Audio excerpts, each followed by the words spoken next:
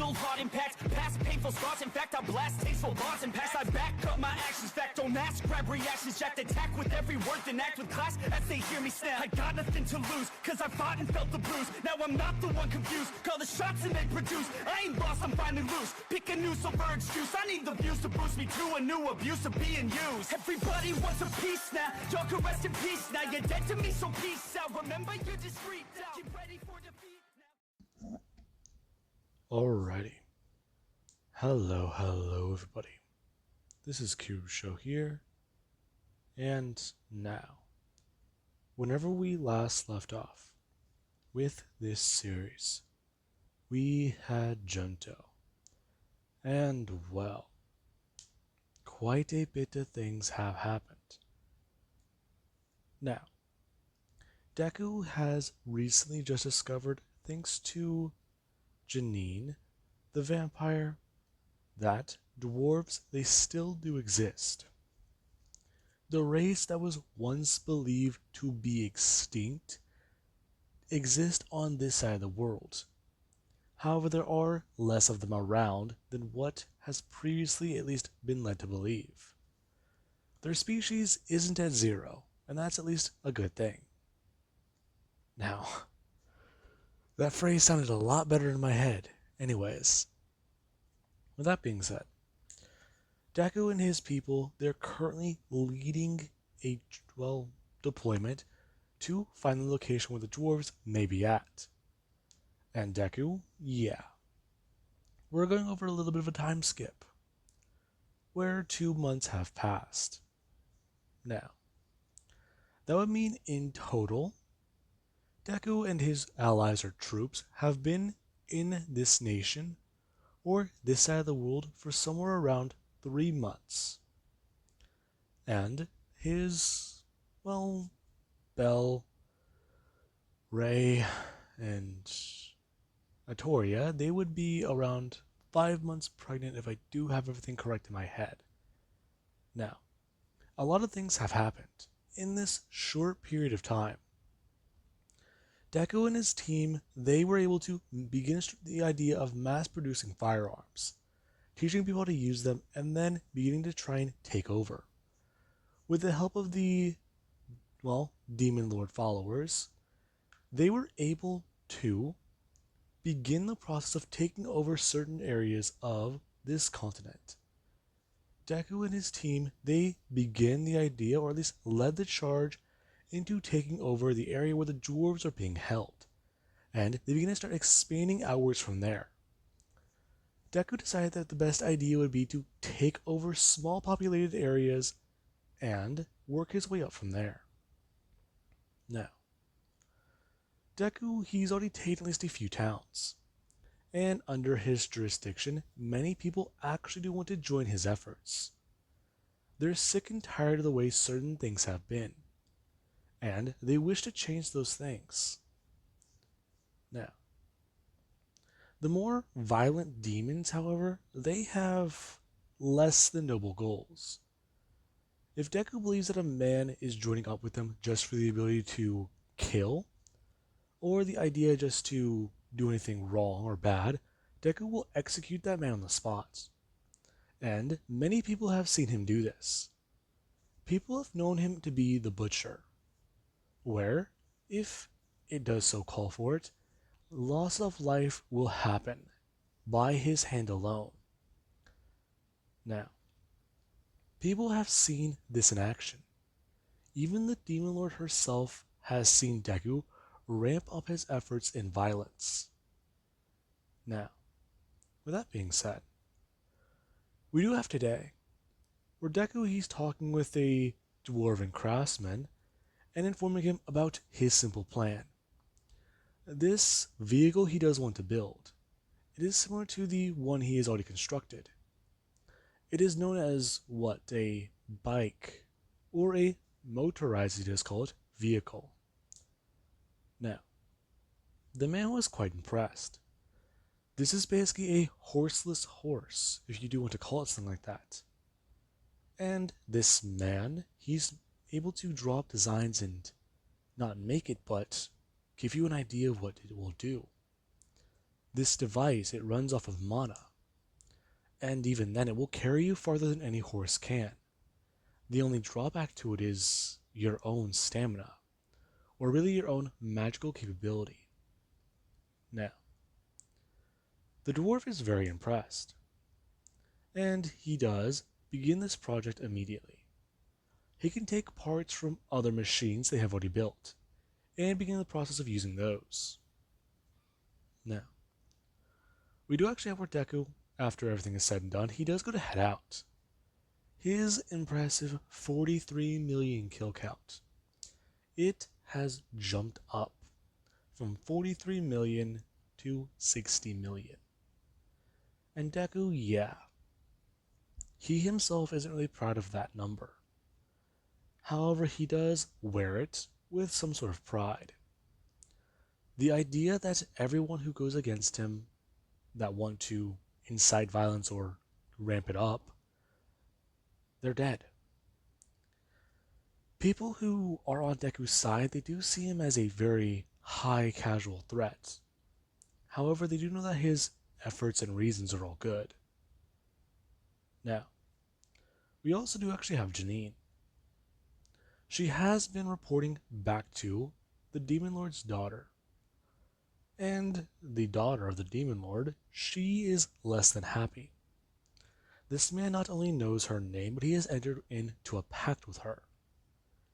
She herself would have entered into the pact with a vampire. However, she is aware of the consequences and repercussions it could have on her. This man did it without a simple thought in mind. And he was just like how her mother was. So, that is just it, isn't it? Her mother, she was what she thought to be reckless and violent. However, this changes a lot. This does mean she has to start acting a bit less, well, you know, carefree. Now, we do currently have today, where Deku, he does walk into a city, and immediately demand their surrender. Now, everybody does look at Junto. He's, well, gotta be a fake. Many people have walked into the city before and declared they're Junto, and they've been given money, weapons, and, well, booze. And they immediately just run off without even doing anything. And we do actually where Junto does get to pull out two of his blades and immediately restate his claim, asking if anyone does dare to challenge him.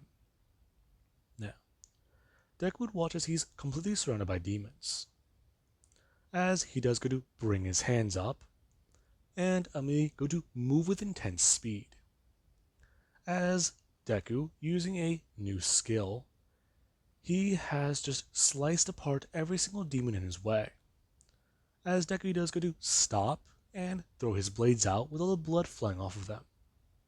And all the demons that were crowded around him, they do fall towards the ground. Now, Deku does reinstate that simple thing. Does anybody here wish to fight? Now, we do actually have our Amandas come walking up, Deku turning his head to see them, as he does notice the armor they're wearing. Now, Deku, he does go to get ready. Whenever they went to liberate the dwarves, that armor was there. There was another man wearing it. Not only did he have the same magical power, but it seemed to be somewhat slightly more powerful. The magic was stronger, but the body was weaker. The body didn't have enough strength to fight. However, their magical prowess was intense. And Deku, he's beginning to see a pattern. Anytime he faces off against anyone with that armor, one of their attributes immediately will rise higher than the others.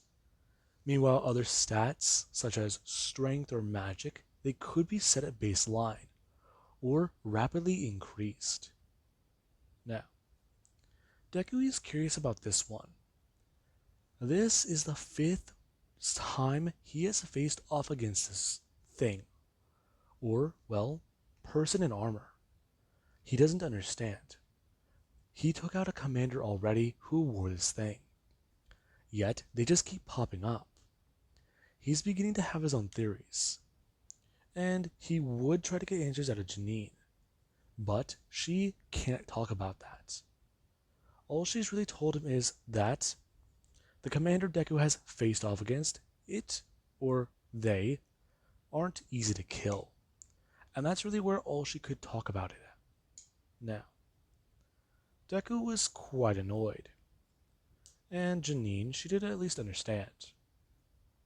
Now, we do actually have where Deku, he does go to bring up his hands.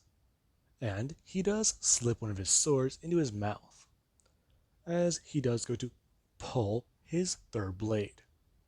As Deku, he does begin to at least start taking up a stance. Now, this is where the thing does come rushing towards him.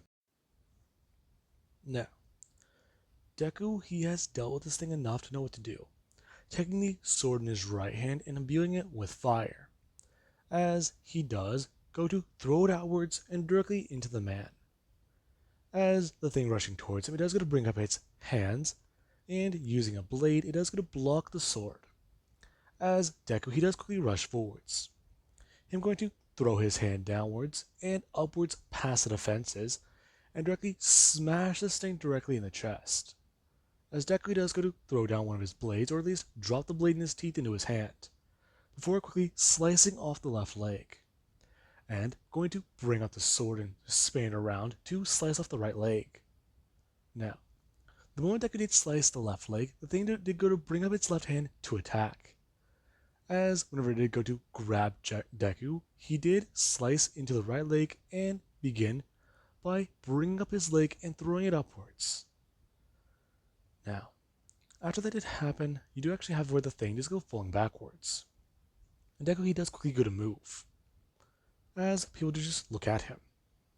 Now, Deku does watch as this thing does go to grab away the legs and immediately go to bring them back towards the body, as it does immediately spread more black goo or whatever it is around the area and begin to start turning into armor pieces. And Deku, he has a idea of what that thing is. There's an old legend of the demons about a set of armor so cursed that the first demon lord himself may have worn it. It was stained by the souls of the damned, and imbued with so much blood it practically became a living thing. Now, Deku, he's not only both curious, but he's also sickened by it. Somehow this piece of armor, its entire purpose for living is to kill. It will take on a host and keep their body together for as long as possible in order just to fight and kill. Now, Deku, he does go rushing forwards once again, as he does quickly go to at least cover his hand in ice claws, as the thing does come rushing towards him and go to try and dodge out of the way of the ice. Now, as it does actually happen, you actually have to have Deku does go to bring up his fingers and go to blast darkness directly from his fingertips, as it does wrap around this thing. And Deku, he does immediately go to throw out the chain spear, as it does whisk through the ground and begin to start attacking, as chains begin to start flying out of the creature. Now, Deku is watching that with careful intent. Overanalyze. Copy moves. Make sure to try and at least find patterns. Now, Deku, he's noticed a few patterns, but at the same time there's also things that this thing's doing that are brand new. It uses its, host capabilities to their maximum, and it will adapt to their fighting style. Deku's basically fighting an army of this thing, and it's very annoying. Now, we do actually have today, or at least at the current moment, where Deku, he does go rushing in and going to directly grab away the armor covering this chest, as he does go to pull it upwards as hard as he can, and using flames, he does begin to start pouring heavy amounts of magic into it. As Deku, he does go to jam the armor back downwards into the person's body, as he does go to grab away at the exposed throat, as he does explode, or at least completely blow away the person's head, before jamming his fist down towards where the spine is. As he does, begin to start casting more and more explosions. Now, the creature does quickly start to try and cover the person's body, all over, trying to protect it and keep it all together. As this thing does go to grab up a Junto and directly grab him by the arm, as it does begin to start squeezing down more and more and more, and Deku does feel a bone begin to crack. As this thing, it does immediately just burst open and explode. Now, Deku is sent flying as it does happen, as he does go smashing into a wall. Now, we do actually have our Deku, he does go to stand back up, and he does look around the area, as he does go to bring up his hands and start casting massive amounts of explosion magic. He knows this thing is still here, and right now he can kill it. Now, we do actually have people on the airship who they are at least monitoring the situation, and they can see explosions rising from the city. Now, it is quite curious, as the troops they are deployed. Now, many people do begin to start heading in, and Deku, he can quickly begin to start hearing things approaching, as he does go to look that way. And he does decide to do one simple thing. Before his forces can even attempt to enter the city, he'll take this place down, as he does go to smash his hands together and create a small ball of fire, as he does go to open his hands up and fly them apart. As Deku, he creates a domain. Now, the domain does quickly expand, and begins to start covering the area in a massive yellow light. Now, we do actually have Deku, who he can already tell this thing is inside this dome, as he does go to look around. Now, Deku, he does just tell it to come forth and face him directly. If it does need a host, it is quite simply just too weak to face off against anything. Now, you do actually have where Deku, he does see the creature, as he can tell. It's some sort of demonic mimic, you could basically say. That's what it does appear like. Just like the, well, mimics back in the other country, it does take on a physical appearance, or at least attempt to do so. However, this thing was once metal, so it's still strange to him. There must be more to that whole story, more to what this thing actually is. Now, Deku, he does inform it that it has finally lost, and that he's not making another mistake like this. Now, Deku, he does go to bring his hands up, as he does inform it that darkness will ensue, as Deku's hands do begin to start pouring with black energy, and the yellow light does begin to quickly fade, and the thing, it does look around itself, as it does attempt to move and run. However, it's just dragged into the dark, and Deku does go to bring up his hands and smash them together, as the large dome does quickly shrink down and quickly go to explode. Now, Deku's forces, they do see that explosion, as many of them, the moment they do see the blast start rising up into the air, they all do quickly look at each other and go to try and stop the bikes immediately. Many of them going to bail as they do jump down into the ground, or attempt to try and get underneath the sand. Now, people, they all do get caught up, or at least feel the shockwave of the explosion, as the airship, it does actually look at that, and people, they do immediately try and counter it. They need to at least do something to balance themselves out. Now, people, they actually do go to try and cut the engines, or get closer down towards the ground. And this is where people, they do immediately start to try and do this. It being to descend down towards the ground as the blast, or at least the shockwave, it does rock the airship. And it does go flying downwards towards the left a little bit. As people, they do immediately try to get things back on course and steady out. As it does at least take about a solid minute. Now, they do check on everything, making sure that things are properly in place and in order, as there's only a small amount of damage to the internal components. Now, they will have to land and make sure to do maintenance to make sure it's not anything serious. So, they do at least need to stay here for the time being. Now, we actually do have Deku, who he's still where the center of that blast was, as it is going to pull his hands apart. Now, he does just wonder, that thing, it's finally gone. So, he's done it now, hasn't he? Now, Deku, he does go to leave. And he does decide to head back towards the airship. Where, as he's making his way out, he does find a few people. A small task force led by Tuska, some members of the Black Wolf, and even a few other races. As they all do stare at him, asking his lord if they've taken the settlement. Taken is a bit of a dramatic word. However, I have proved my legitimacy. If they don't surrender, they will be wiped out. And, well, that one annoying little pest or parasite has finally been killed.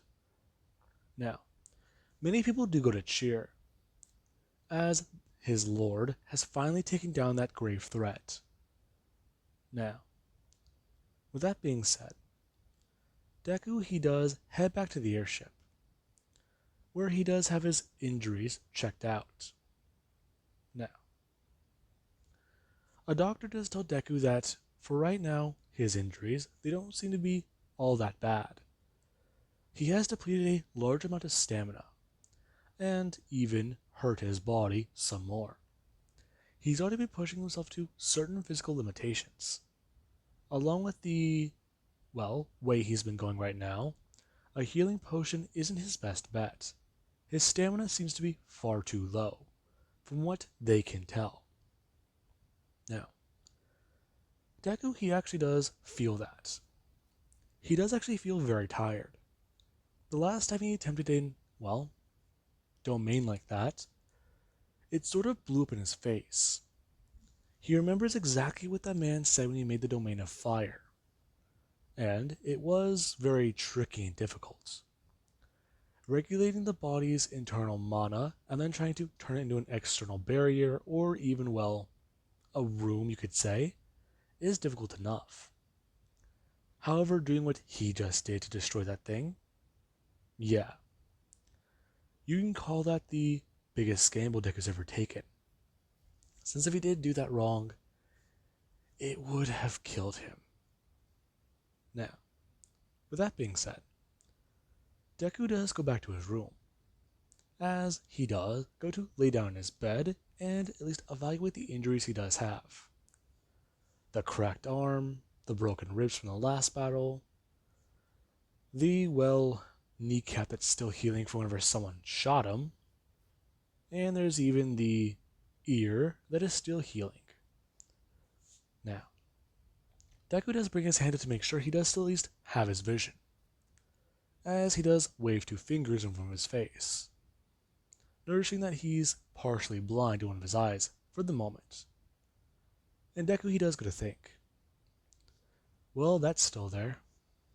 Now, he is just laying down, as we actually have where he does feel a weight on him, and he does go to open his eyes. Janine, right now is not really the best time. Really? And here I was being a bit too much excited. You just can't make a girl go hungry. You know, I just got back from a battle, right? I know. Your adrenaline must still be high. That stuff's good for a vampire, you know? Our bodies don't really produce that much of it. Now, Deku does just go to reveal his neck, asking her if she does want to give out any more information for another taste of blood. I don't know how much more information I can give you. However, you did just kill him, didn't you? The goo? Yeah, I did. Okay, perfect. I'll tell you about what that thing is then. The goo is a sort of ancient creature. Yes, it was a living creature. It's what you would refer to as a mimic. Or, well, possibly a slime, a precursor to one of the two. Or possibly both species. This thing, it still had a physical body. And it was, at least from what I've heard, very tough to pierce. The exterior was hard like a shell, and the body was soft like a slime. So it had to protect its insides. However, once it was peeled away, this ancient creature was turned into armor. The armor was so light and durable and flexible that it was believed it was nearly perfect. However, there was one problem. The slime, or whatever this creature was, it could survive this. It's as if it was infected with something. Or, quite simply, this is how the creature does operate. It's two parasitic beings or things connected to one another. And they've survived by staying together. Eventually they may have mixed, but this process of taking apart the shell, it may have turned one of these creatures back to a feral state, or possibly even awakened its form of evolution. Okay. So what it would do is it would consume. It would take on this host.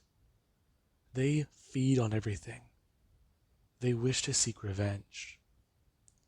And this creature, that's what it did. It sought revenge on humans. It would eat their physical bodies, gain more mass, and over time, gain more power. Eventually, it may have been noticed by someone, and they took it on. So, that's the whole story. Ancient creature. Yes. It doesn't talk, but it does know how to communicate in a way. It's been alive for, as far as I am aware, possibly the first Demon Lord. Stories do vary. That's a bold claim. Well, that's just it. Nobody really knows. Now, Deku, he does at least think about that information. So this thing, that's what it is. It's some sort of parasite. Now, Janine, she does go to at least bring her hands up and go to lean in for a bite. As you actually where Tuska does open the door. And Janine, she's still sitting there on top of Junto, asking her lord if he is alright. I'm fine.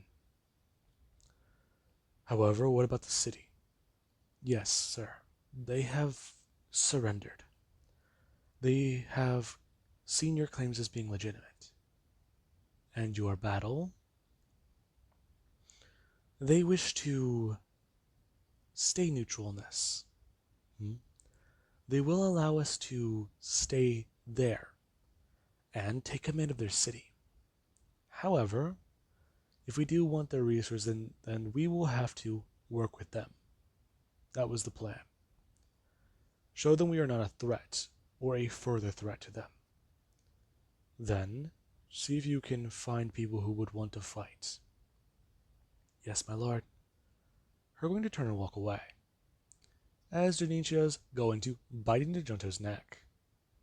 Now, the moment Deku does feel this, he actually does go to bring up his hands and put them onto Janin's shoulders. This chick is crazy. She'll get carried away sometimes with feeding. And even then, he's tried to make sure to keep up to his end of the bargain. Give her blood.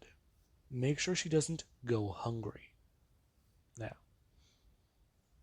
he was aware that feeding her every 2 weeks, yeah, she would not be able to stave off those cravings. And well, yikes, it would not be a good thing. So he's at least resorted to feeding her every few days, or possibly even almost every other day. Deku's basically made at least some sort of request. If she does feel hungry and she doesn't want to wait, just tell him. He will allow her to feed. However, there are certain conditions that need to be met for that. She can't immediately feed twice a day. She can't do it within 24 hours of the last feeding. And whenever Deku, he doesn't have enough blood at the moment, she cannot feed on him either. Since his body can reproduce it fast, but at the same time she's also taxing his healing factor by drinking such large quantities of it.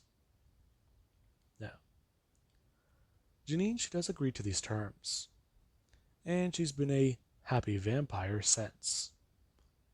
Now, she does at least understand this guy a bit more. This guy, he is brutal, but to allies, he is kind. He's the kindest person she has ever met, while at the same time, he's also the most ruthless. He is up there with the former Demon Lord.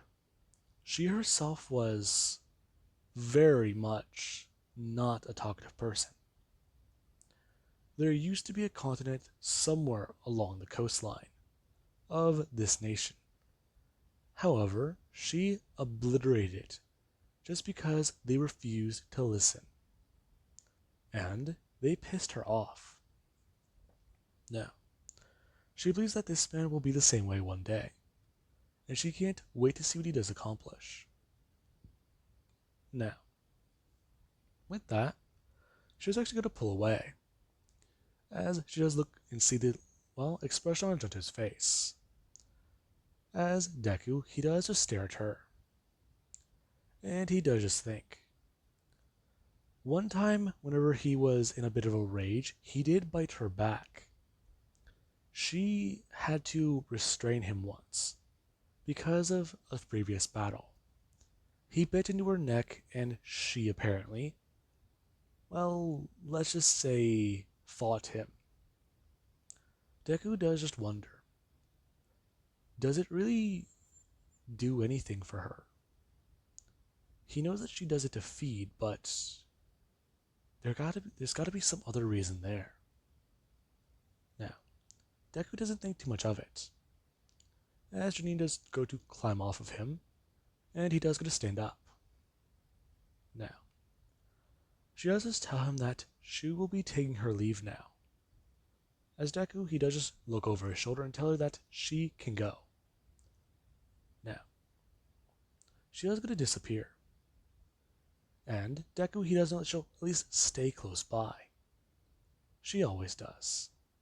Now, with that being said, I do hope you guys enjoyed, and have an amazing night. I'll catch you guys in the next part.